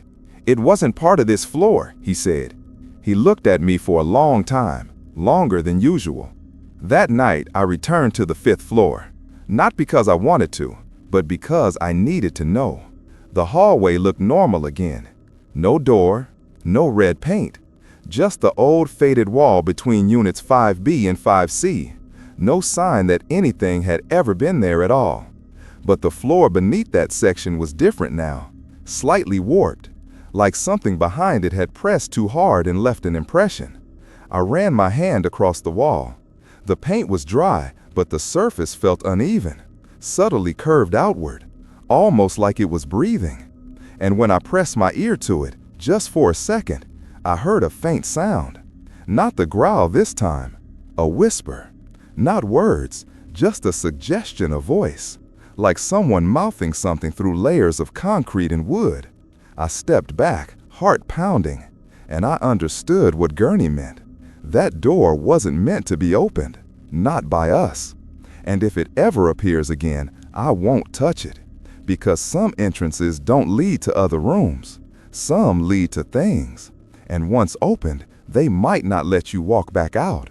I used to tell myself I could leave any time, that the rules were only suggestions, that nothing in this building had any real power over me, that I was just tired, stressed, imagining things, letting the night shift get into my head. But by the time rule number 4 came for me, I knew better. Do not quit, ever. Those words had always bothered me, more than the others, more than the barefoot woman at 233, more than the hallway that changed shape, more than the elevator with a floor that shouldn't exist. Because this rule didn't warn me about something outside myself. It warned me about what would happen to me. And the worst part is that I didn't understand it until it was too late. It was just after midnight when I made the decision. The night before, the red door had returned in a dream, opening by itself, revealing a long corridor of mouths whispering my name. When I woke up drenched in sweat, I knew something inside me had shifted. I couldn't keep doing this. I couldn't keep obeying rules that bent reality. I couldn't keep pretending this building didn't want something from me. So I packed a small duffel bag before my shift even started. Just essentials, clothes, wallet, flashlight. I told myself I'd walk out quietly, no arguing with Gurney, no explanations. I'd take the loss, leave the keys on the desk, and figure out the rest later, when the building was usually at its quietest. Then I walked toward the lobby. I could feel my heartbeat in my throat. The bag felt heavier than it should have, like something inside was pulling me back. The deeper I walked, the more wrong the hallway began to feel. The lights above flickered, not randomly, but in a slow rhythm. On, off, on, off, like breath. The floor vibrated faintly, like breath. My own breathing became tight, shallow, but I kept going. When I reached the lobby, I dropped the ring of keys onto the front desk. The sound echoed far too loudly for a handful of metal. It bounced off the walls in a hollow, lingering tone that did not fade quickly enough. I swallowed hard. Then I walked to the main entrance. I pulled the handle. It didn't move. I pushed harder. Nothing, not even a rattle. It felt like trying to move a wall. My chest tightened. I checked the lock. It wasn't locked.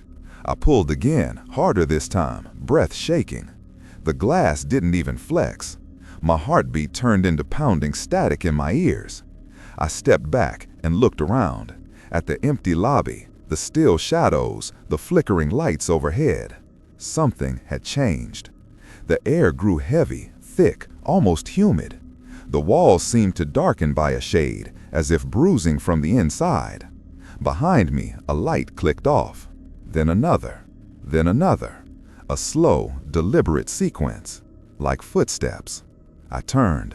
The hallway behind me was dark now, except for a faint glow near the far end. The air pressed against my skin, warm and suffocating. And then I saw it. The walls were expanding, not shifting randomly, breathing. In, out, in, out. The slow swell and collapse of something alive. The pipes inside the walls groaned in a low, steady rhythm, like a heartbeat buried too deep to hear clearly. I backed up against the front doors and tried them again with both hands. Nothing. A tremor ran through the floor. Then the lights above the front entrance flickered once, bright enough to sting my eyes. A voice in my memory rose up, Gurney's voice. Do not quit, ever. Responsible for what? The barefoot woman? The man in the coat? The thing behind the laundry wall? The crawling figure? The shifting corridors? How was I responsible for any of it? But the building didn't care about my questions. It only cared about the rule. Because the rule wasn't written for my safety. It was written for its need.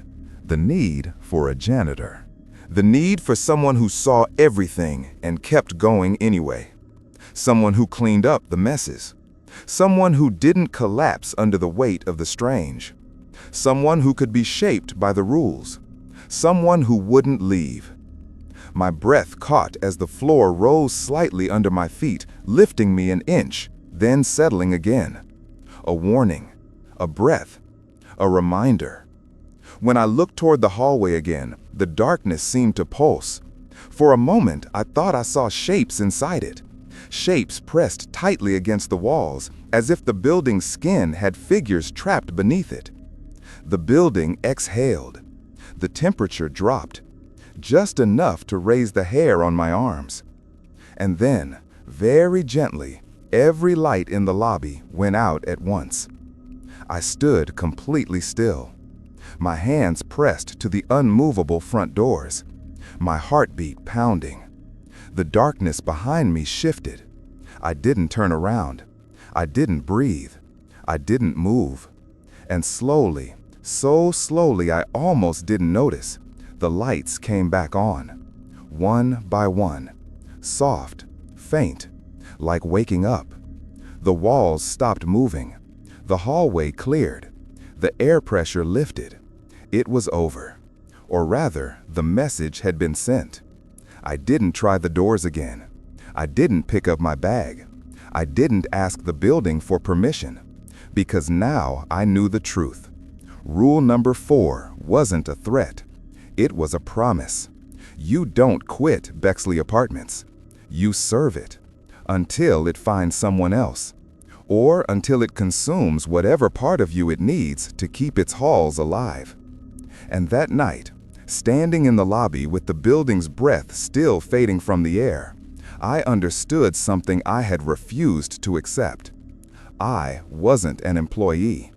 I was a part, a moving piece inside something much older, much hungrier, much more patient than any living thing. And I wasn't going anywhere, not until it let me. It was nearing the end of my shift, 8 p.m.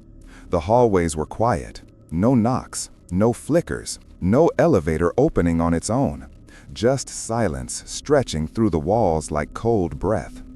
I was back in the office, staring at the clipboard, blank lines, checkboxes half filled. My handwriting had grown worse over the weeks, like the building was wearing it down with me. I didn't hear him approach. I didn't hear footsteps or the creak of the tile outside the door. Just the knock. One short rap on the frame, not the door, the frame. I looked up.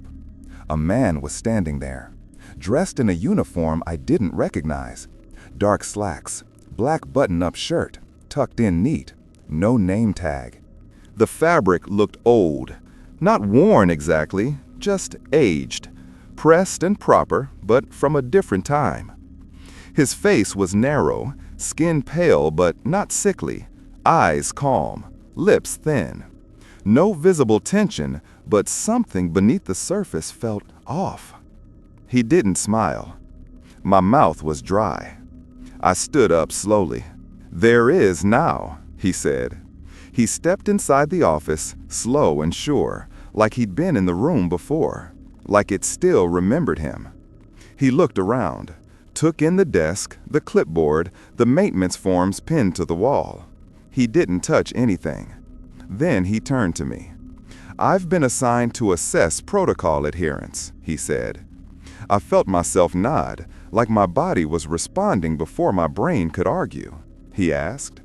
His voice wasn't aggressive. It was neutral, quiet. But every word landed like a weight on my chest. "Yes," I said. The lie left my mouth before I could stop it. He stared at me. No change in his expression, no blink, just silence. It stretched longer than was comfortable, then longer than was possible. The lights hummed faintly overhead. The hallway outside remained still, and he just kept staring, waiting, as if the truth might flinch its way out of me. Then he said something I didn't understand at first. My breath caught. He stepped closer. "You understand that rules are not instructions, they are boundaries." I didn't respond. He looked at the clipboard on the desk.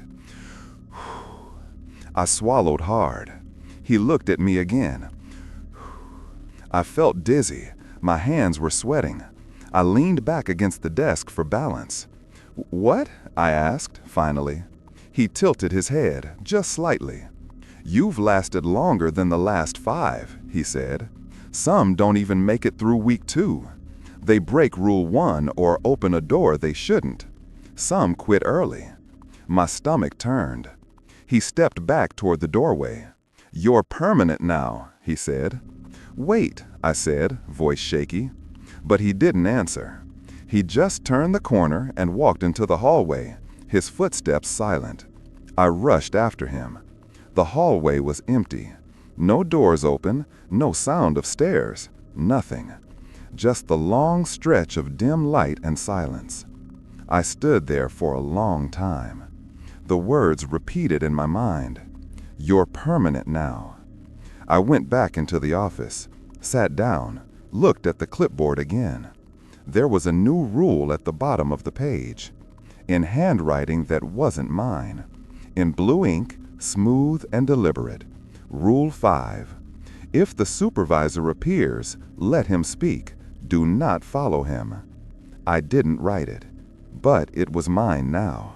There's a hallway I've grown careful around.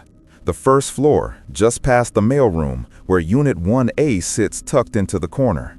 There's nothing unusual about the door itself, off-white like the rest.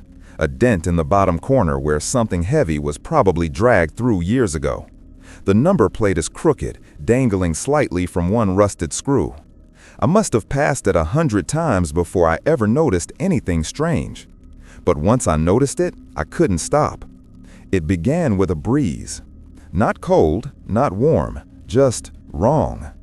Every few nights, I'd walk past 1A during my rounds and feel it. A slow push of air slipping out through the edges of the doorframe, like someone exhaling from the other side. I checked the vents. No leaks, no drafts. There were no windows along that stretch of hallway, no obvious gaps in the walls. But still, the air moved. At first, I told myself it was the heating system. But Bexley doesn't have central air. It never did. So the next night, when I passed by again and felt the same breath against my sleeve, I stopped. I placed my palm flat against the door, and the wood pulsed beneath my hand. Slow, rhythmic, inhale, exhale, like lungs. The temperature beneath my skin dropped. My arm went numb from the wrist down. I yanked my hand back and stood still, waiting for something to move, something to break the moment. But the door just sat there, breathing. I didn't log it. I didn't even tell Gurney. I needed time to convince myself it wasn't real, that it was something else, a vibration from the pipes, a trick of the airflow. But 2 nights later, I made the mistake of listening. I was alone on the floor, pushing my mop past 1A when I felt the breath again. A steady push of warm, damp air against my legs. This time, it carried a smell. Mildew and copper. I stopped and stared at the door. Then slowly, without thinking, I stepped closer. I leaned in, placing my ear gently against the surface. And I heard a voice. Not just a voice, my voice, whispering.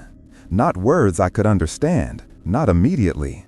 Just a low string of syllables, soft and wet and curling against the inside of the wood like fog under glass.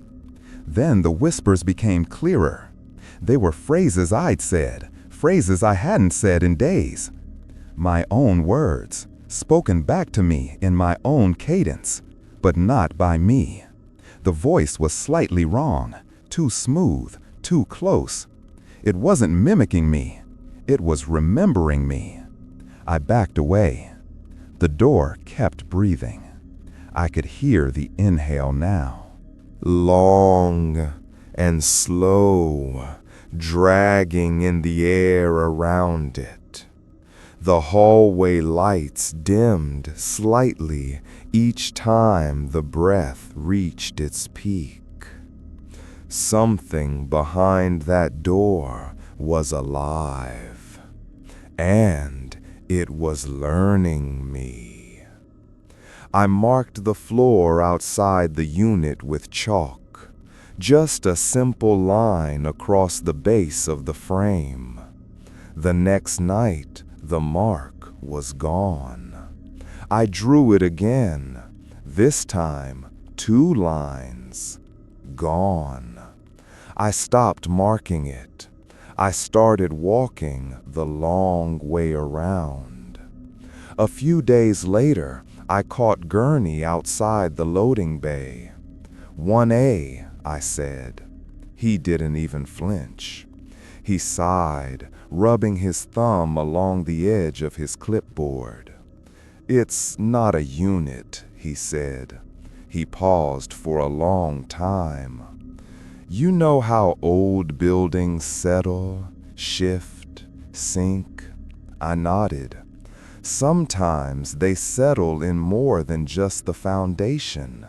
They settle through things, through time, through memory. He looked at me. 1A started as a unit, but something grew in it. Tenants, voices, accidents, regrets. He tapped the metal of his pen against the clipboard. I swallowed hard. He nodded slowly. That was the last we said on the matter. The following night, I passed 1A as quickly as I could, but I still heard it. The door no longer waited for me to touch it, no longer waited for silence.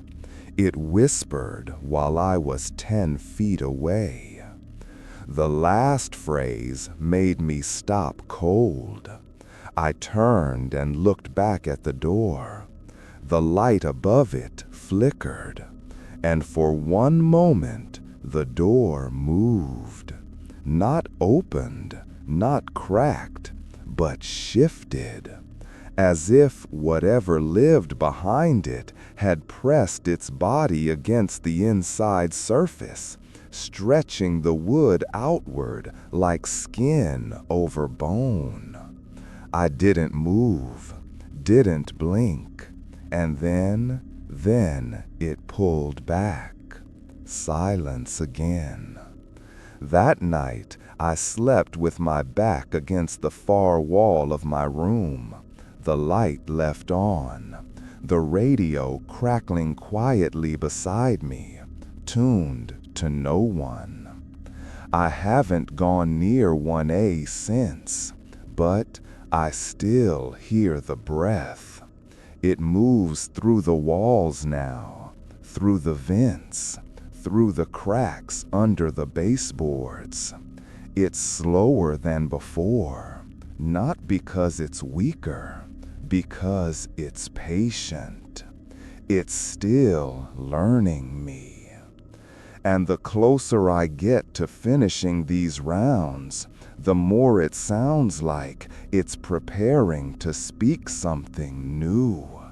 Something I haven't said yet. Something I never want to.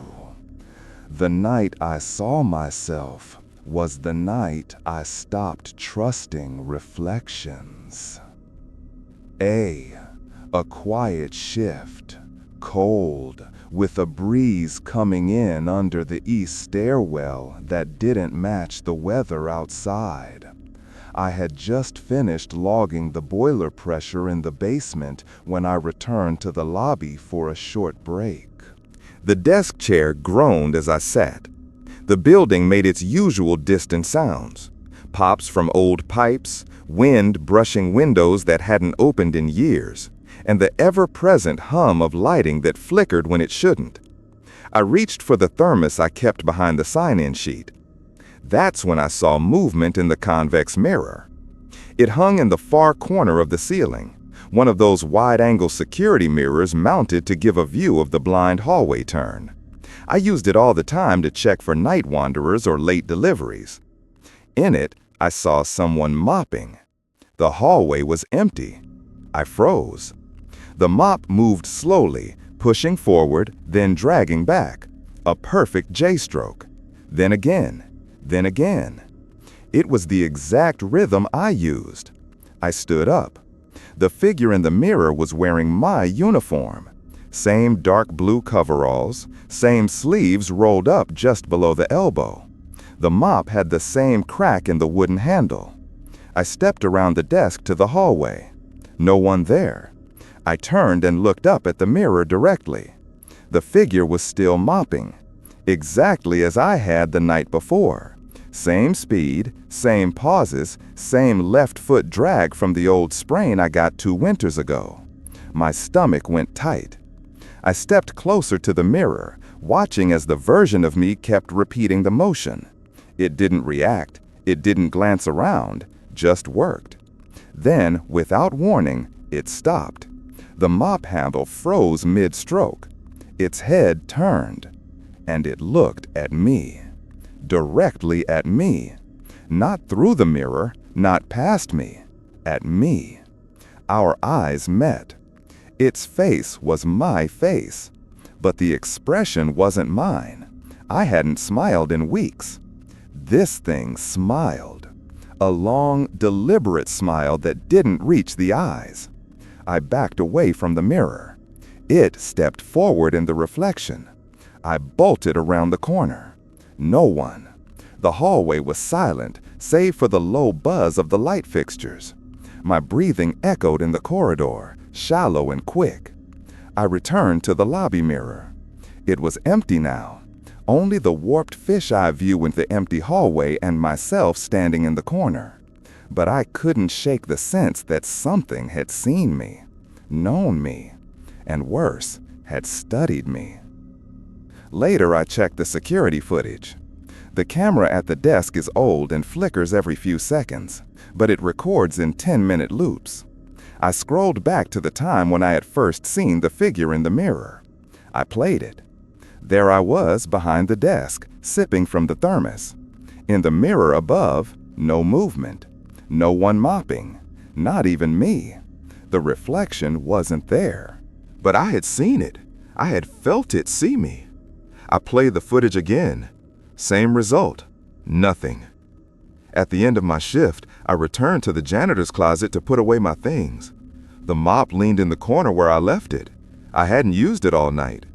I thought of the reflection's rhythm, the perfect mimicry, the drag of the left foot, the rotation of the wrist, all the little specific details that no one else could have known. It hadn't just looked like me. It had remembered me, copied me, replayed me. I didn't sleep that day. I sat up in the kitchen with every mirror in my apartment covered by towels and jackets. Even the microwave's reflective front. I kept thinking about something Gurney had said. What if it didn't just remember voices and tenants? What if it remembered actions, patterns, people? What if Bexley was trying to replay its occupants, piece by piece? The next night, I tested a theory. I took a different route through the hallway. No mob, no routine. I deliberately dragged my right foot instead of the left. I tapped the light switch in threes. I hummed a random song as I walked. In the mirror, the hallway remained empty. The night after that, I returned to my old rhythm. Classic J-strokes with the mop, left foot drag, no humming. And in the mirror, I saw it again. Myself, matching the motions exactly, a second behind me. I turned and the hallway was empty, but the mirror smiled. I know it did. And I swear to you, that smile wasn't mine. I reported it to Gurney the next morning. He didn't even look up from his notes. "What?" he asked. "You know, rewind too much, watch too many times." I stared at him. "Bexley's the same," he said. "Some routines stick." He finally looked at me. "Not records, replays." He stood and stretched. "You better keep doing things different," he said, heading for the stairwell. I haven't looked in that mirror since. I avoid all of them now. I know it's still there, playing back my movements like a memory loop. And every night, I feel its gaze pressing against the back of my neck as I mop the lower hall. Sometimes, I can almost sense the smile returning, like it's waiting for something, like it's wondering why I stopped being me. At first, I thought the exhaustion was catching up to me. That was easy to believe. Anyone working nights feels frayed after a while.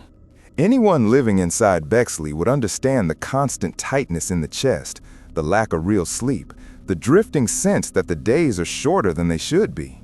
But this was different. It started the same week I saw my reflection replaying me in the mirror. I woke before my alarm. Not once, not twice, every day. 7 minutes before the alarm I had set for years. My eyes would snap open as if someone had pulled a cord inside my skull. No grogginess, no confusion, just instant awareness. I would sit up, breathe in, and feel the building already waiting. The air in my room carried the smell of mold. Not strong, not sour, just faint enough that I couldn't escape it. Damp wood, soft paper, old walls breathing out scents that didn't belong in any apartment fit for living. I started humming while I worked. Tunes I didn't know. Tunes I don't think anyone knows. They had no words, no structure, just shapeless melodies that rose and fell like elevator machinery, like hollow pipes carrying distant voices. I'd catch myself humming them while mopping, while unlocking the lobby door, while sweeping dust out from corners that never stayed clean. I'd try to stop. My lips would keep moving anyway. My hands changed too. They moved without hesitation now. No tiredness, no second guessing.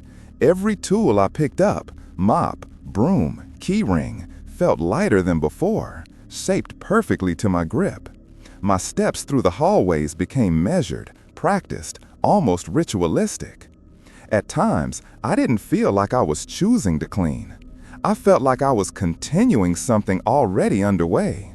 A shift, small but relentless, had taken root inside me. One night, I caught myself staring at the clipboard for nearly a full minute. At the rules, reading them without actually reading them, mouth moving slightly as if reciting something familiar, almost comforting. The words no longer looked like warnings, they looked like instructions written for me specifically. Ink on paper that somehow mirrored the patterns forming inside my thoughts. Lines that grew heavier every time I broke them, lighter when I obeyed. The building noticed. I could feel it, not metaphorically, physically. There were moments, small ones at first, when I sensed something watching me.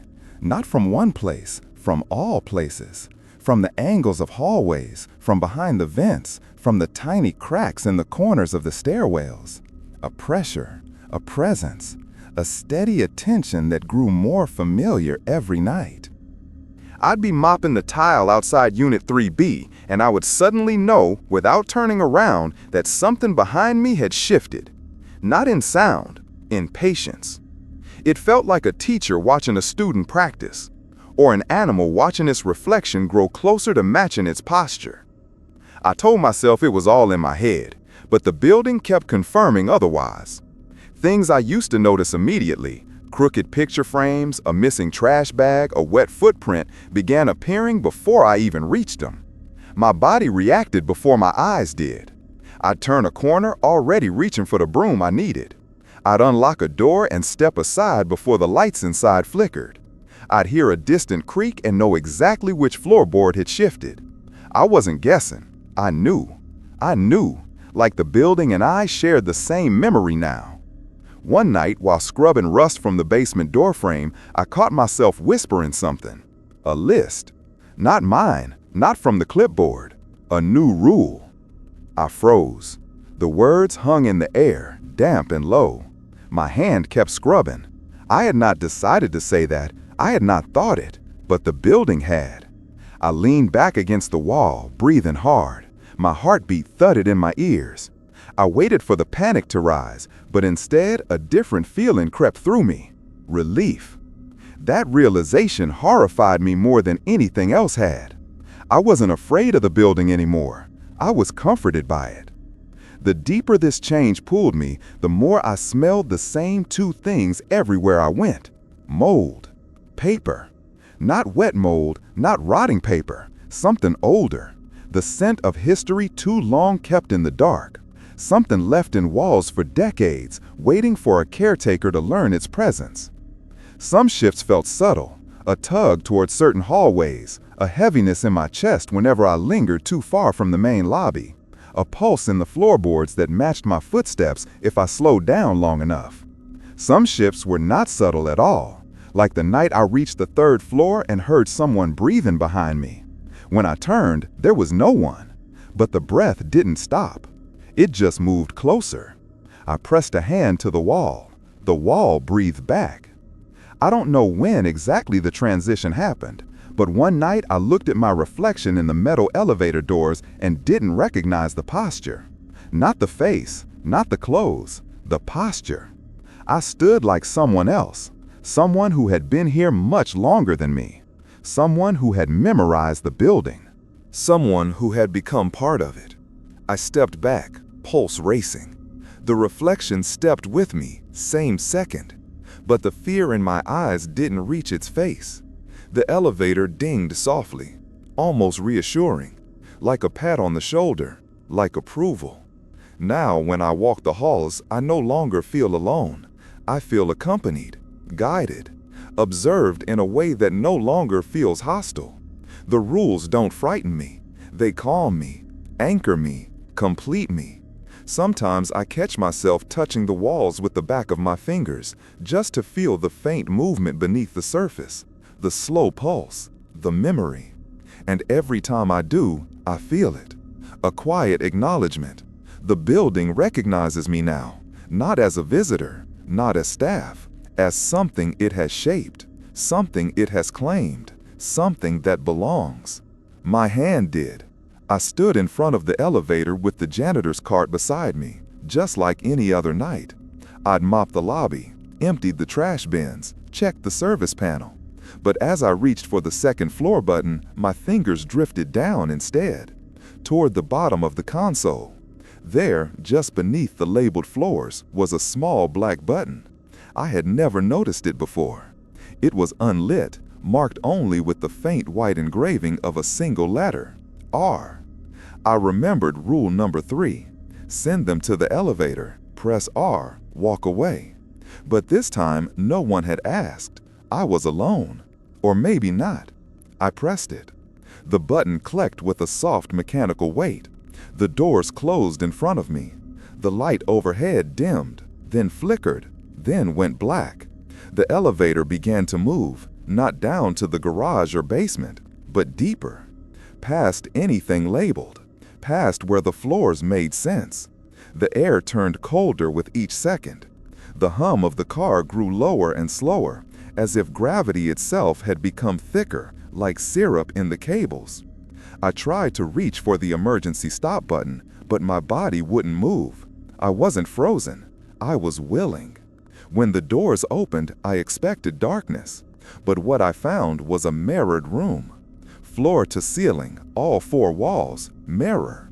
Even the ceiling above and the tile beneath my shoes shimmered with perfect reflection, like I had stepped into the pupil of an enormous eye. I took a step forward. It echoed, but not just once. Each echo returned layered with others, like multiple feet following mine in delayed rhythm, as if someone else was walking behind me, always half a second late. Then the mirrors began to shift. They didn't move exactly. The reflections within them did.